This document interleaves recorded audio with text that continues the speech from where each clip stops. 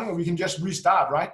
Yeah, we can just kick right into it now. I can just say, welcome everybody. I have Lars Pedersen here. Lars is the founder of Saysky. It was a groundbreaking brand when it launched. I think it's for me, it was the first experience of a running brand that really felt street, urban, cool, and exciting in a new way. And the reason for that is the guy who started it, Lars Pedersen, and I'm very thankful to have you as a friend and have you joining us here today, Lars. Welcome, Lars. Thank you, and thank you for all the positive words there. I was all like going down. Yeah, but yeah, you put a lot of nice words on my shoulders, and yeah, thanks for that, and thanks for the support. And stocking Saysky the only retailer in the US. Yeah, and we're hoping to expand it here as well for you. Yeah, sure. You know, I think one of the, there have been a lot of smaller brands emerge now, but for me, it was clear that you were the first with a really clear urban street perspective that spoke to me quite a bit. And can you talk about how you started the brand, what it was like, just taking your vision and creating a logo and then getting it to the point where it's stuff you can buy, and how that went for you, how you did it all? Yeah. I think the launch of the brand is also a part of my own story, the story of my life. And so I used to be windsurfing on competitive level and doing the professional World Cup. And as I got what you can say, well, after my education got more serious and I had to do my masters, I could see that if I needed a good grades, I needed to stop focusing so much on competitive windsurfing. And then so I pretty much stopped the World Cup when I started my masters. Well, after I got my first grade in my masters, I stopped because I realized that I needed to man up. And then for a couple of years, I was just doing a little bit of everything. I was still wave windsurfing, but yeah, just not doing any competition. And then in 2007, I got the chance to do New York Marathon because my brother is living and was living and still living in New York. So, and he said, hey, come and visit me. I can get you into New York Marathon. And I said, yeah, let's try to do that. And I started running in my board shorts and my cotton tank top from at that time it was probably Rip Curl, and I decided to get performance gear when I got rashes on my back from my board shorts right on my long run. So I had to visit this running specialist, and I remember that coming from Quicksilver and Rip Curl and these kind of lifestyle brands where they sort of you can say, well, they do their performance, their wetsuits and performance, also they're into snowboarding and skateboarding and stuff, but they also do lifestyle, right? They also do hoodies and so they gather the whole circle and the whole lifestyle, and I got into this running store, and back in 2007 there was no social running crews there. I don't even think Bridge Runners was established at that time. I think that came way later, right? So that was just the normal, traditional, I always say introvert running, running. And I just, when I bought the styles, I just thought they looked lame, right? But I needed that compression socks and split shorts and stuff. Yes. Anyway, so. And for a few years, I was running around, and that was what the market was offering. And when Surfer Lars was running around Copenhagen, and I met somebody who knew me, they said, "Hey, what? We cannot recognize you, right?" I said, "Yeah, I know. I've got into this running, and this is how the runners look. So yeah, this is what they offer." So I was really compromising my own identity, I guess. And so that's where I started questioning and say, hey, must be able to do it in a different way. Right. And as time was going, I guess 2007, then I can see I made my first notes in 2010. So around 2.5 years later, I can see I made a PowerPoint mostly for myself. And at that time I had a design studio. doing furniture. And we were about to break up, and it was in 2000. Yes, you know, the financial crisis came in 2008, and last thing you buy in a crisis world also now is a new sofa. So there was a very hard time, and we were supposed to break up, mostly because I think I didn't have the passion for it. So if I was going to go around earning zero money, I might as well do something where I really love and enjoy it every day. And my partner Nikolai was saying, hey, you should go. Why don't you always complain about how lame that running industry is. Why don't you do a running brand? And we've been talking about it for a while. And that's almost what I did when we finally broke up. There's a little tale to it because I got into the windsurfing Olympics. I missed the qualification in London, but basically I got a comeback. But when I missed it, that was in 12. Yeah. So the London Marathon, London Olympics was in 12, and I missed the cut in May. So I basically started Saysky May 12th, and then 1 year later I launched it. So summer 13 was the launch, right? Wow. I guess that's the short story of how it started. So it started out of a personal motivation. Well, first of all, I wanted to get back into sports because sports have been a big part of my life.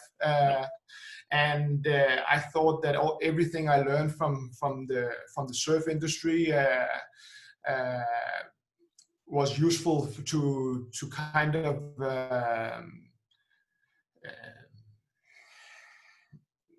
just improve or just influence the running industry, right? Right. Yeah, I think, and some people don't know this about me, but it's one of the reasons why we bonded is I worked for Quicksilver for about 7 years before I transitioned into starting our store, and I felt kind of the same way. You know, I think the what do you call it? The action sports industry, it has its problems, but I think one of the things it does absolute maybe best in the world is infuse attitude into clothing, and look at it as a lifestyle. Look at it as not only you're not only a surfer when you're on water, right? You're also you're also a runner when you go shopping. So I just think that trying to add more depth into the whole scene. And you had a design background. You had a design studio. So how did that help? Well, actually, my master was in design management and communication management. So I didn't have any like clothing design background at all. So I really, so I was really working my ass off to learn all these things, right? I was so I needed to know that how much shoulder thing, how long are the sleeves, and but when I look back at that whole process, what helped me was that I was exactly sample size. So I was testing everything myself, and it's still my motivation today is that to stay within that sample size, right? So yeah, if you look like me, then you're gonna fit the clothing very well.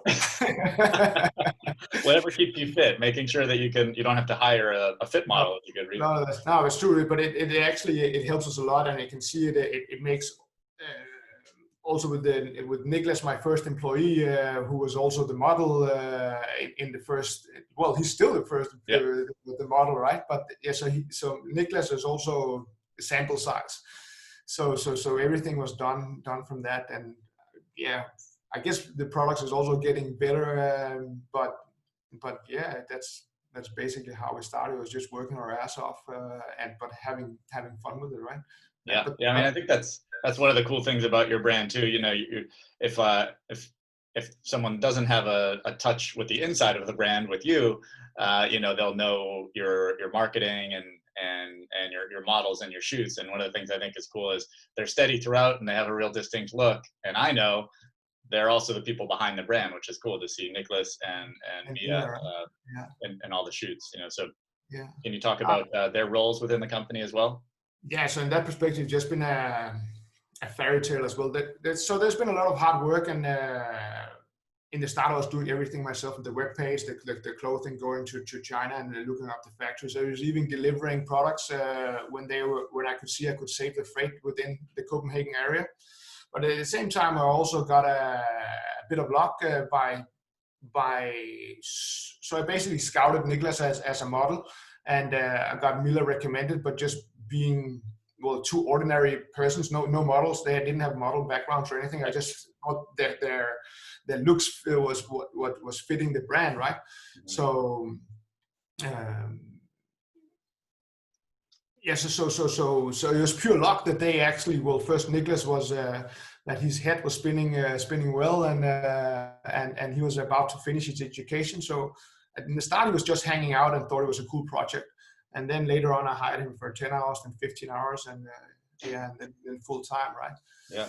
And with Miller, I think after a couple of years, she was my second employee, right? And she was after one shoot, I said, well, what are you doing at the moment? And yeah, she was thinking about she was working in a shop, and she was thinking about doing a sales education, and then the next day I called her up and said, hey, maybe you should start getting that sales education here.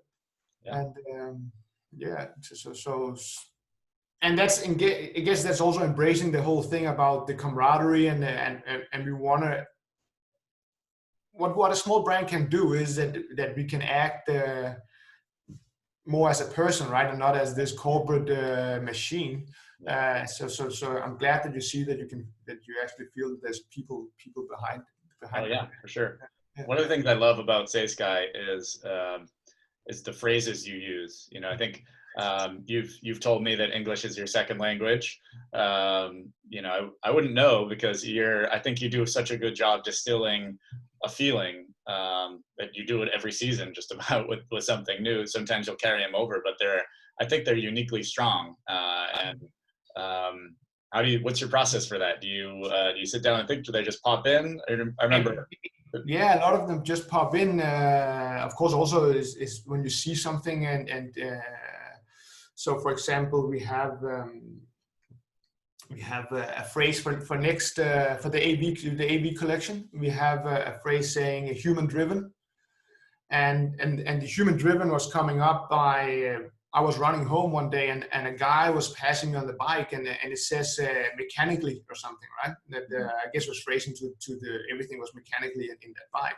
Right. I said, and I was thinking on my way home, what's running, right? And I said, well, running is definitely human driven. Or you need to, yeah. So, and then I thought, human driven, that's cool, because Saysky is human driven as well, right? We want to emphasize that we're human behind there's a humans behind. So that's how that phrase came up. Yeah. So yeah, I don't know. You have a bunch, but most of them come up by actually when I run or bike or something. When your head is it doesn't come up when you're sitting in front of the computer. That's for sure. Okay. Right. You've got one behind you there, Unbounded Running Camaraderie. You've had Smoke Track Not Crack, which was epic. Our team really liked that one. Yeah. Yes, that's true. I guess that's a little bit when we were putting that out, it was okay. Is it too much? Because I think it's easier for a Dane to say "I love you" in English than to say it in Danish, because it's a little bit distance when you say it in a different language. It doesn't have the same deep meaning. The same with words. If you swear a word, did I miss you here? Oh yeah, you're still there. Yeah. If you say a swear word in Danish, it's like ooh. But if you say it in English, then it doesn't sound that much, right? We're pushing it a bit for SS21, but let's see if it works out. Yeah, well, I look forward to that. What's your favorite race that you've ever done? That I never done. That you have ever done. Ever done? Oh, okay, yeah. Well, I think it's. I guess it relates to your first, right? You always remember your first. So the New York Marathon was obviously a big experience, just for being, first of all, the first marathon, and secondly, it is an iconic race. But I would also say my first Ironman was a big experience, but mostly also because it was in the city and you're doing loops of 4. So you're doing 4 loops. So it means there were so many people cheering, right? Yeah. and you were seeing the same people several times, whereas in the marathon you often only see the tier point once, maybe twice, right? So in that perspective, and you can do that because there's only 3,000 people, right? This is and by doing loops, you get to overtake a lot of people, and it makes you feel stronger. So since I've known you, you've been pretty gung ho about diving into races. You know, you'll jump right in a marathon for fun. You know, you've done a few Ironmans now, right? Yeah, 4 or 5. I did Kona as well. Yeah. Yeah. So you're certainly not afraid to just jump in a race. You know, had you been run training when you were a windsurfer, or is this just something you jumped right into? You're certainly a durable athlete. Yeah, I guess it's also the windsurfing I did was racing. Mm-hmm. So I did flip and do stuff like that, but I wasn't World Cup good at it. It was the racing I was good at. It was the athlete kind of windsurfing I was good at, and we would reach maximum pulse as well. But I just always been a fan of sports. So I might run a 10K or something, or I did a lot of mountain biking, and then I thought the gym training was super lame, so I got into boxing to get a bit of this kind of strength thing. So I like playing around more than just this as you stand there lifting there. And then, well, it was super nice coming from the windsurfing where there's a lot of expectation, and there's a big difference between racing for first, second, and third place or money as well, right? But whereas now you're just competing against yourself and trying to do your own best.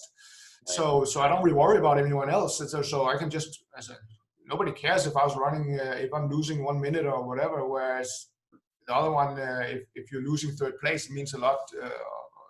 It's just there's different things on stake. So that's the difference, I guess, from being a pro and having fun, right? Yeah, I'm just totally anonymous in the race in those kind of marathons. And you're a lot closer. I like the feeling of running.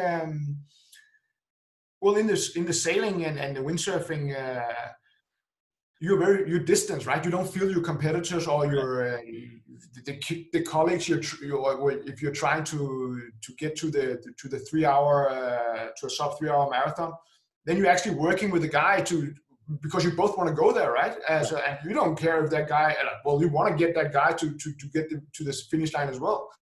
When you're racing for position, well, you get your elbows up. Yeah. So it's a different mentality. It's just pure joy when I race. Yeah. And you guys developed your own race, right? Sub Rosa. So we're just trying to question the whole. I guess whatever running is. Why is running always about a 5K or 10K or these things? And how can we add more social things to it? So we were doing a relay called Cup Run, which was it's a 1K loop, which 3 persons has to do 15 times, right? So everyone has to do 5 times 1K. Yeah. In a relay, and it's a 1K. So you actually have. So let's say you do miles, right? But you have quite a long rest to do, so you can do all out all the 5 times, right? Because you have double up on the rest, and it's just enough so you don't get cold. But it's a brutal race, and it's called Cup Run. Well, personally, because it's a short of Copenhagen, but also it's almost running from the Cups, right? So we thought that I like these when they have dual meetings. So we had that one. We did. So we still do that one. Well, we're hopefully going to do it again when these times are finished. Then we have the Sub Rosa race, which is basically an urban orienteering, but you don't know. So we just tell people that it's between. The direct route is between 5 and 10K, and there's a lot of difference if you think you're going to race for a 5K or a 10K, right? So you need to adjust that speed, or at least you're going to really suffer in the end. But at the same time, when you're going fast, it's hard to think, right? You see triathletes in the transition forget to take their helmets off, and it's just, and you know, it's easier to take conversation on the long runs than on your tempo runs, right? Then you just listen, no. So by doing this urban orienteering, people have to find their way to the shortest. So we will tell them that it's between 5 and 10K, and we will not tell you how many stops you need to do, right? So you never know if it's your last stop. And we might say some church in Copenhagen, and then you have to go to some I don't know, some school or library or whatever, known places, right? And we took that one to Berlin and Munich and Copenhagen, and basically it was a race where, because it was just for a small brand to take cup run to other places, it's you need position, you need to permission and stuff like that. So instead we just did this unsanctioned kind of race. So then we actually had a lot of races formats coming up for this season, but I guess we have to save it for next one. But again, I guess it's a learning from the modern sport or action sport, which is also very good at doing events. So I like doing events. It's like parties. Anything else you want to add, Lars? Anything exciting happening? Any races you're training for?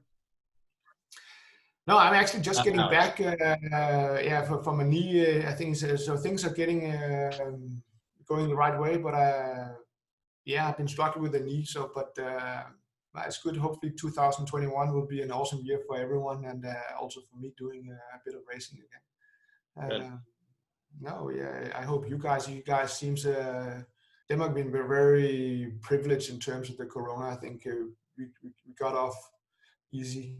We also only 5 million people, so it's a different thing to handle, right? Whereas I hope you guys will come back soon. We have our challenges here. I won't list them all or who they are, but we have our challenges. No, but it was good talking to you, and thank you for the opportunity. And thanks for taking the bold step into the running community back in the day, and not liking what you saw and just making it the way you like it. I think it's an incredible story and brand, and we're proud to carry it. And thanks for chatting with us. Thanks. Okay, hang loose. Thanks. Bye. Thank you.